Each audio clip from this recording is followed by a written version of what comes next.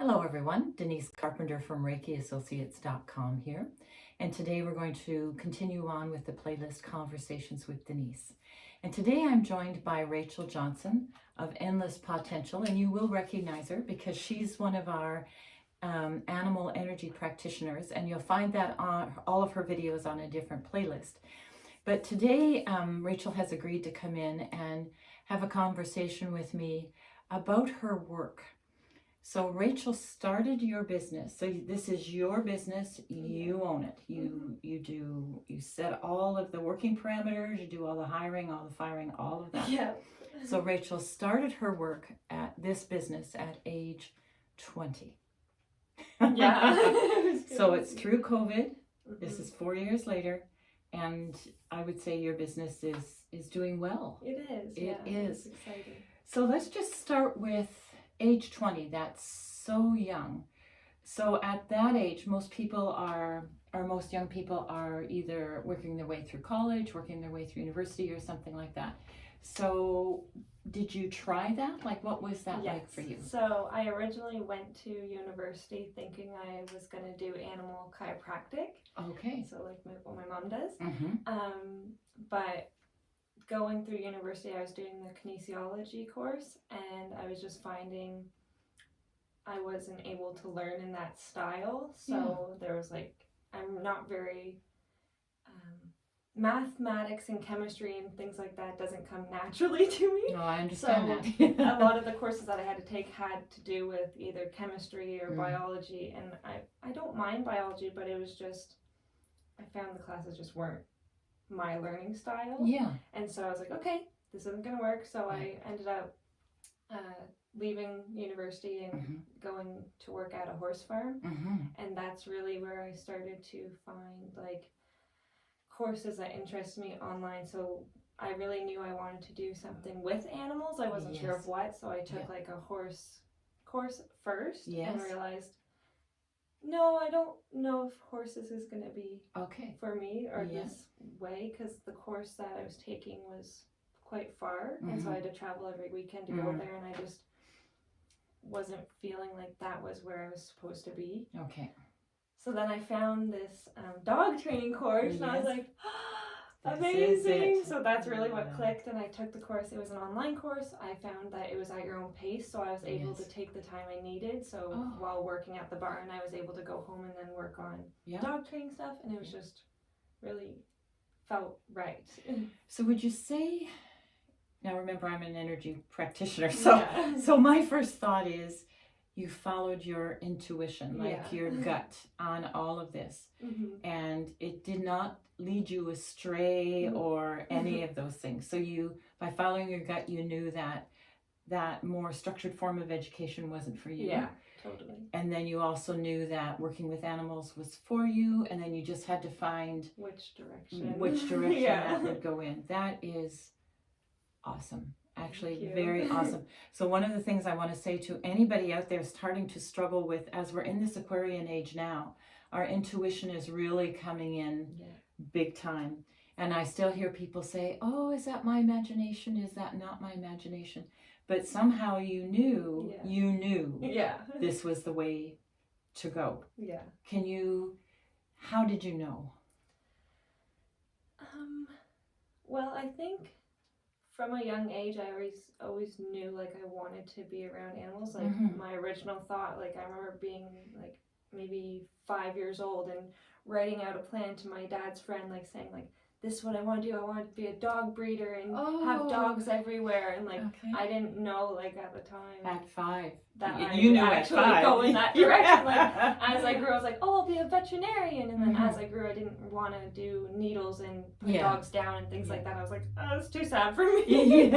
So then I was like, okay, maybe chiropractic will be my way, because I like the more natural kind of things, and it's more so just helping an animal than having to hurt an animal. Because it's not that the vets are hurting them, but you see them go through pain and stuff, and I just don't like that. And then realizing that wasn't the right path, I was like, okay, keep going down. Keep going. So I guess there's also an element of tenacity. Yeah. Then you'll get an intuition to try something, so you try it, and then you have to decide, this works for me or this doesn't Yeah. work for me. So there's no right or wrong here. Mhm. It's just exploring. Yeah. So you just keep exploring. And then when you hit the training, like even when you were talking about it, you just lit up with joy. So there's some kind of a signal that explore this one then. Yeah.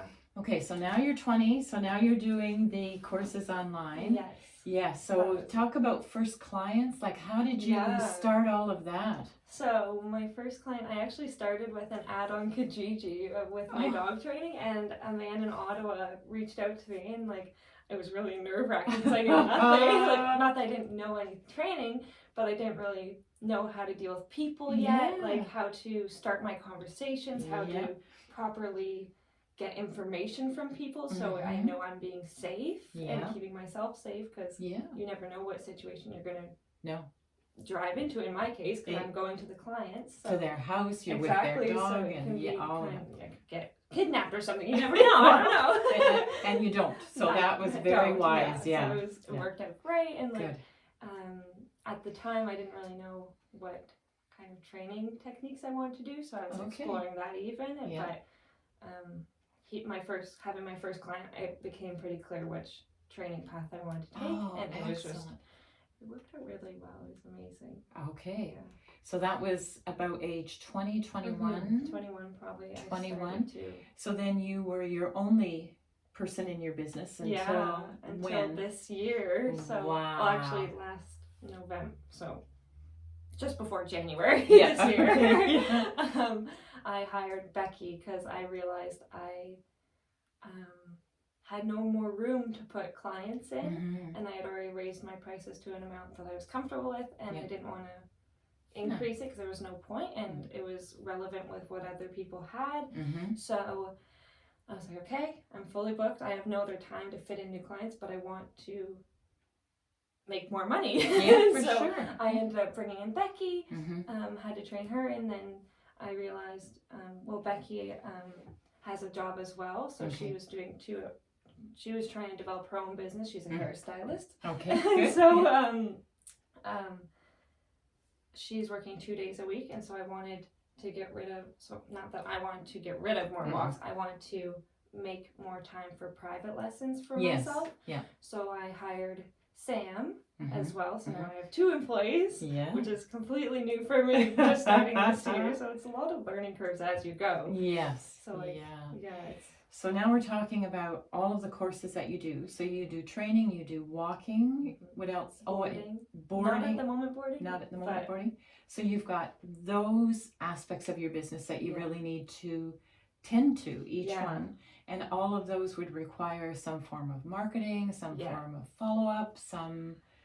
So was all that... Did you ever take a business? I never took a business course, actually. Wow, I'm impressed. Thank you. So, like, it pretty much started with, like, coming up with a business name. That was probably the hardest thing. Okay.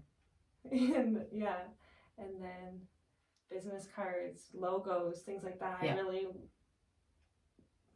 it was lots to figure out. And so then going from a one-person business to having employees. So what was that like? So now you have to move your mindset from the worker to the boss. And it's hard because I'm really a people pleaser, so it's not a good place for a boss to be. Because with employees, you have to just do what is best for your business, right? And would not necessarily... You accommodate them. I want to accommodate them and make sure they're being treated right and appropriately, and everything's legal, and that's a whole nother thing that you have to learn about, because being a self-employed person, I just kind of worked myself to death, whereas I can't do that to my employees. I have to they kind give of them breaks and lunches and just do the right legal things. And I just wasn't used to that, I guess. So, and then I guess you also have to factor in their personal life. Exactly, and if they need time off, if they have a sick day, and I have to, it's just, What does that look like, and how to, so you've got to maintain the business flow to your standard while looking after your employee and your employee's needs to the best of your ability. Exactly. So my next question will be are you enjoying this process? I am. It was a bit stressful, figuring out like I've just recently had to start charging GST, HST, whatever. Yeah. And then also now doing with payroll and stuff, Yeah. the EI, CPP, and Yeah. all of that, taxes and stuff. And it's just like, Mhm. learning curve completely. Yeah. But it's exciting because it was really scary at the start. But now Mhm. that it's kind of, I'm figuring it out, it's Mhm. becoming more, I can Exactly. do it. Yeah. It's fine. Everything's falling into place. And I found for my own business, I would hit a peak where my ability to do that certain job, like Yes. accounting for Yes. one. Finally, I just got an accountant, Yeah. and life was so much easier. Yes. Yeah. So I'm on my way to that. Okay, so you're on. Is there anything else that you've got? So accounting's one thing you can. Yeah. I don't want to say farm out, but you can hire Yes. help. You can Yes. hire support. Yes. So And anything else you see coming up for yourself? coming up? Like what about marketing? Are you able to keep your thumb on that fairly well, or? Fairly well. Okay, good. Yeah.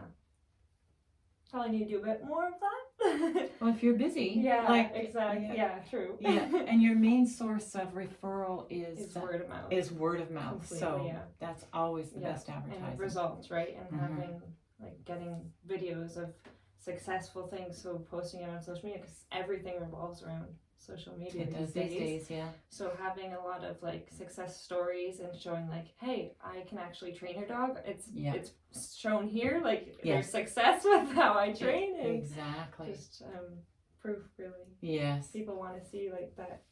They do. It can happen. Yeah, exactly. And you can give me what I want. Yeah, and they'll want to see your style. Like that's Yeah. their dog. That's their baby, really. Yeah. So you're going to be. They want to meet you before you're Yes. interacting with their baby, so they can Exactly. see how you are. And, Yeah. how you handle yourself. Well, Rachel, unfortunately, we're out of time. so maybe we can get together again and talk a little bit more about some of this. And then my thought behind having Rachel come on and have a conversation was, as we move into the Aquarian age, it's really about finding your passion. And if you go back to the beginning of the video and you watch Rachel talk about going to university, and I think you were an employee for a little while for some people, and then what she was like, and then as she started going down the path of following just what was there for her, how she lit up. And I think that's going to be how we go forward with a lot of this. So university isn't for everyone, college isn't for everyone, like an entrepreneur isn't for everyone, but we have all of those choices, and just being brave enough to try them. Just give them a try. And if it works, it works. And if it doesn't work, there's plan B, and then plan C, and then plan D. So that's right. There's just never-ending opportunities. That's true. And who knows how you're going to expand this even more. Mm-hmm. I'm excited. It is exciting. So thank you for coming in, Rachel. Good. And we'll have you back for sure. I can't wait. Okay, that's good. So thank you for joining us.